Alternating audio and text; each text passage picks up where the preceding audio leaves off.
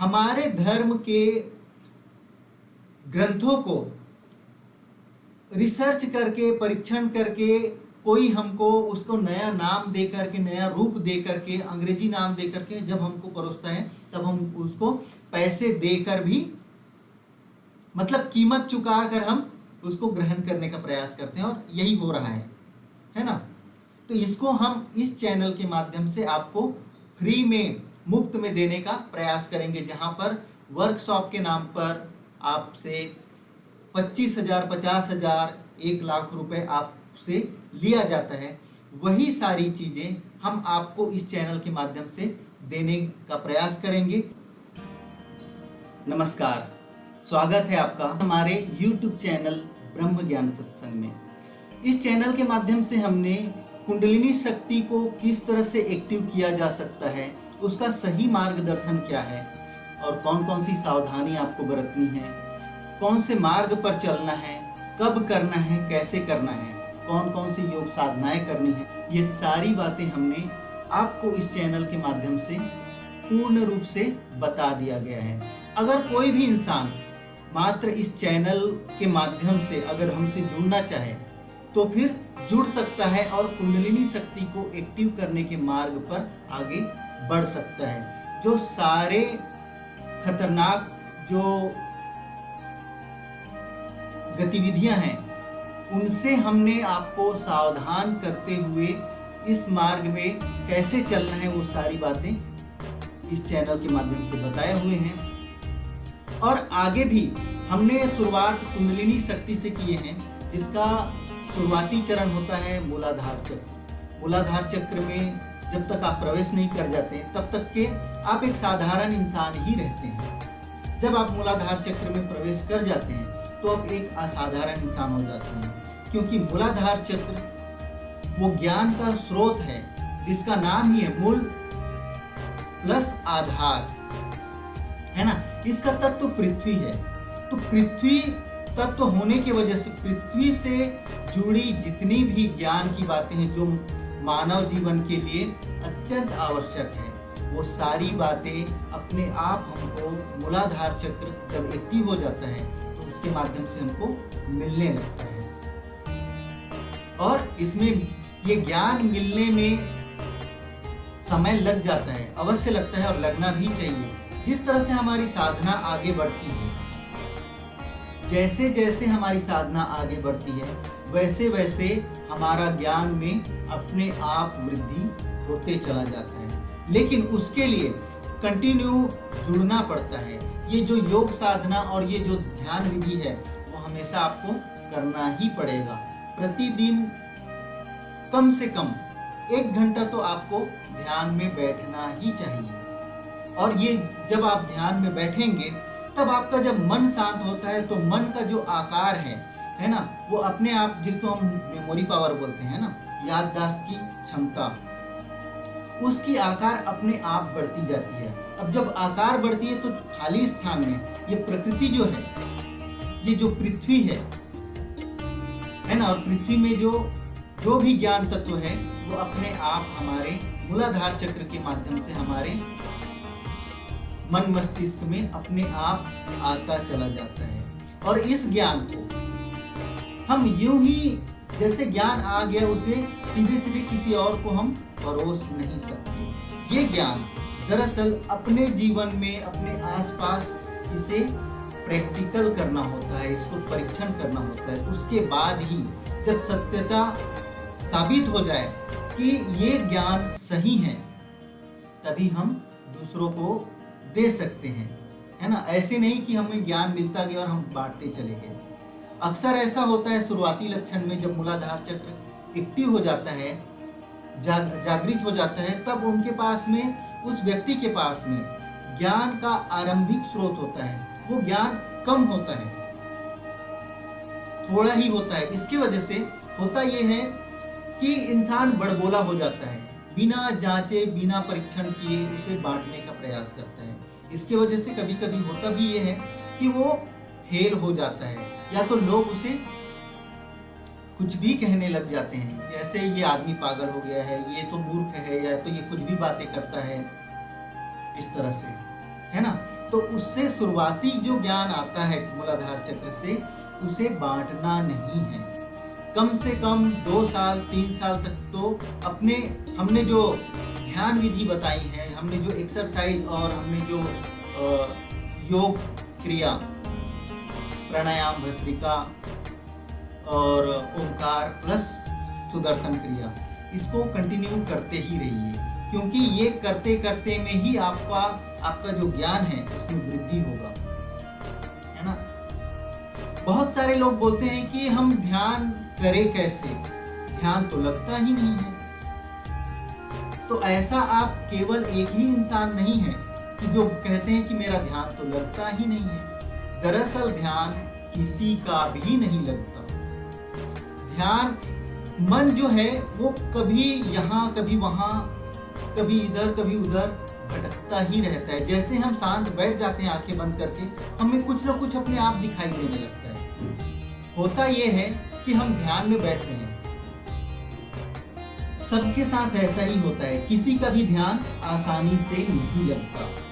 तो उसके लिए क्या करें? तो बहुत सारे लोग करते ही हैं कि जैसे इधर उधर का ख्याल आने लगे, कुछ दृश्य दिखाई देने लगे, तो फिर उससे रोकने का प्रयास करते हैं। तो ऐसी गलती आप बिल्कुल भी ना करें, क्योंकि मेरे गुरु ने भी मुझे यही बताया है, जो भी तुम्हारे मन में विचार आ रहे हैं उसे रोकना नहीं है, उसे आने दो। कब तक रुकता है? तुम भी उस विचार पर टिकने का प्रयास करो। जो तुम्हें दृश्य दिखाई दे रहा है उसमें टिकने का प्रयास करो। कभी यहाँ का वहाँ का, किसी फिल्म का, कोई सपने का, या कहीं पर और कुछ मुलाकातें बातें हुई, वो सब याद आने ही वाली है।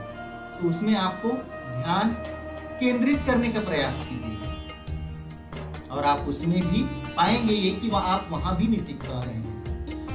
जब कंटिन्यू अगर आप बैठना सीख जाते हैं 1 घंटा 1.5 घंटा, है ना, तो बीच बीच में कभी कभी 2 मिनट के लिए, 5 मिनट के लिए, या हो सकता है 10 मिनट के लिए या 15 मिनट के लिए आपका ध्यान केंद्रित हो जाए, और आपके यहाँ जब आंखें बंद कर दें तो आपको कुछ प्रकाश दिखाई देने लगे। तब आपको वहां पर ध्यान केंद्रित करने का प्रयास कीजिए। वहां भी आप ज्यादा समय तक नहीं टिक पाएंगे।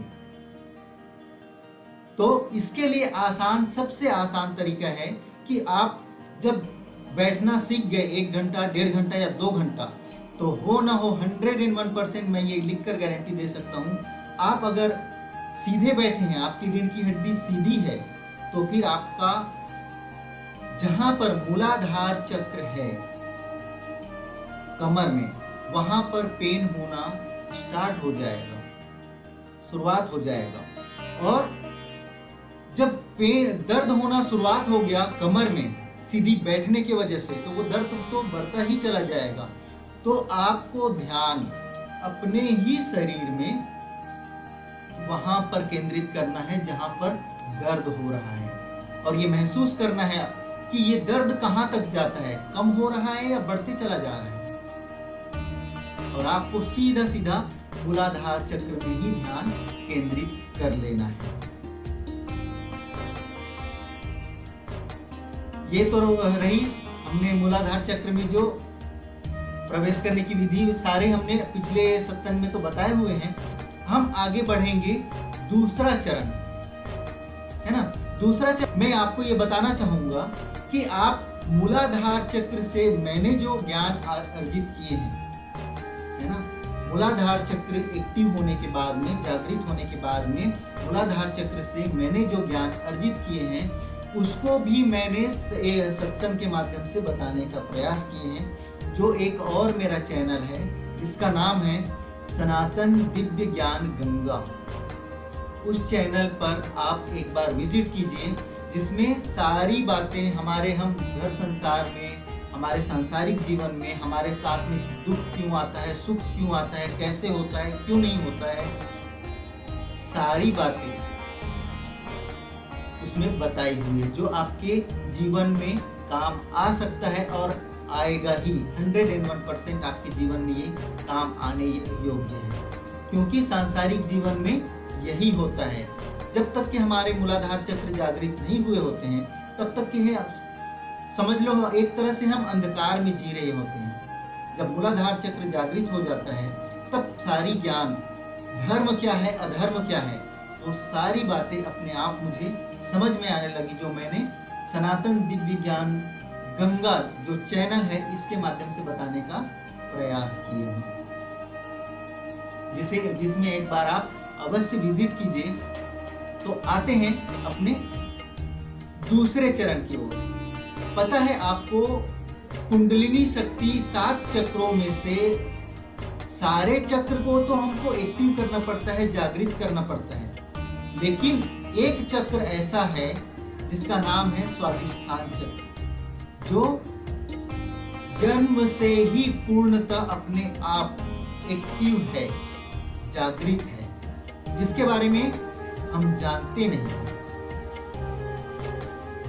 है ना। और जानते नहीं है, इसके वजह से उसका हम दुरुपयोग कर बैठते हैं।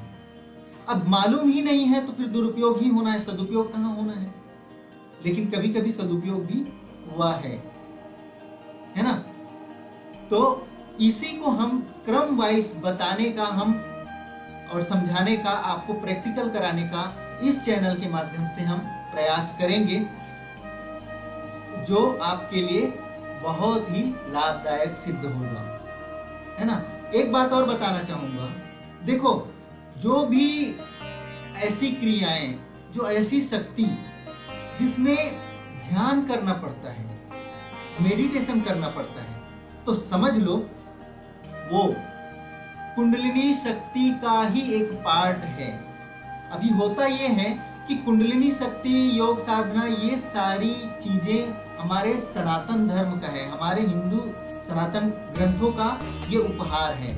लेकिन आजकल होता ये है कि उसे जानने की, उसको परखने की और उसमें क्या होता है ये समझने की कोई कोशिश नहीं करता। लेकिन उसी को वेस्टर्न, पश्चिमी जो सभ्यता के लोग हैं, है ना, वही लोग अपने तरीके से परीक्षण करके उसको अलग से नाम देकर उसको वापस हमको ही परोस देता है, तो हम बहुत चाव से उसको हम ग्रहण करते हैं और उसे सीखने का प्रयास करते हैं, है ना। लेकिन दूसरी तरफ होता यह है कि हम अपने ही ऋषियों की, साधु संतों की जो ज्ञान है, जो ग्रंथों में, उसे हम प्राप्त करने का प्रयास नहीं करते। याद रखना, हमारा जो ज्ञान है, जो कुंडलिनी शक्तियों का ज्ञान है, वो सीधा और सीधा धर्म से लगाव रखता है। अब धर्म का मतलब ये नहीं कि हिंदू, मुस्लिम, सिख, ईसाई, बौद्ध, जैन, ये नहीं। हमारे मुताबिक तो धर्म केवल एक ही है, जिसको बोलते हैं सनातन धर्म, जिसकी आधारशिलाएं हैं सत्य, न्याय, मानवता और प्रेम, और इसका कोई नाम नहीं है। इसके अलावा कोई धर्म ही नहीं है ना। हमारे धर्म के ग्रंथों को रिसर्च करके, परीक्षण करके, कोई हमको उसको नया नाम दे करके, नया रूप दे करके, अंग्रेजी नाम दे करके जब हमको परोसता है, तब हम उसको पैसे देकर भी, मतलब कीमत चुका कर हम उसको ग्रहण करने का प्रयास करते हैं, और यही हो रहा है ना। तो इसको हम इस चैनल के माध्यम से आपको फ्री में, मुफ्त में देने का प्रयास करेंगे, जहां पर वर्कशॉप के नाम पर आपसे 25,000, 50,000, 1 लाख रुपए आपसे लिया जाता है। वही सारी चीजें हम आपको इस चैनल के माध्यम से देने का प्रयास करेंगे। यदि आप ग्रहण करने की क्षमता रखते हैं तो अभी से हमारे इस चैनल को सब्सक्राइब कर लीजिए, बेल आइकॉन को दबा दीजिए, और कमेंट में अपना नाम और आप कहाँ से हैं ये बताना ना भूलिए, है ना। जिसका हम आपको बताने का जो प्रयास करेंगे, जो कुंडलिनी शक्ति का दूसरा चरण है, जिसका नाम है स्वाधिष्ठान चक्र। इसके माध्यम से क्या होता है, क्या नहीं होता है, और हम किस तरह से अपने जीवन में इसको लागू कर सकते हैं, है ना। इसी का रिसर्च किए हुए हैं जो पश्चिमी सभ्यता के लोग हैं, वो अलग अलग नाम दिए हैं, आकर्षण के सिद्धांत, NLP, लॉ ऑफ अट्रैक्शन, और तरह तरह के बहुत सारी नाम देकर वो हमें ही परोस रहे हैं, लेकिन हम इस चैनल के माध्यम से सीधा आपको लेकर चलेंगे कुंडलिनी शक्ति का स्वाधिष्ठान चक्र को किस तरह से हम प्रोग्रामिंग कर सकते हैं, उसको किस तरह से पूरी तरह से एक्टिव कर सकते हैं और अपने जीवन को बदल सकते हैं, जो बहुत ही पावरफुल है। अब तक कि आपको मेरी बातें समझ में आ गई होगी तो एक लाइक अवश्य कीजिएगा। तो हम मिलते हैं अगले सत्संग में, तब तक के लिए नमस्कार।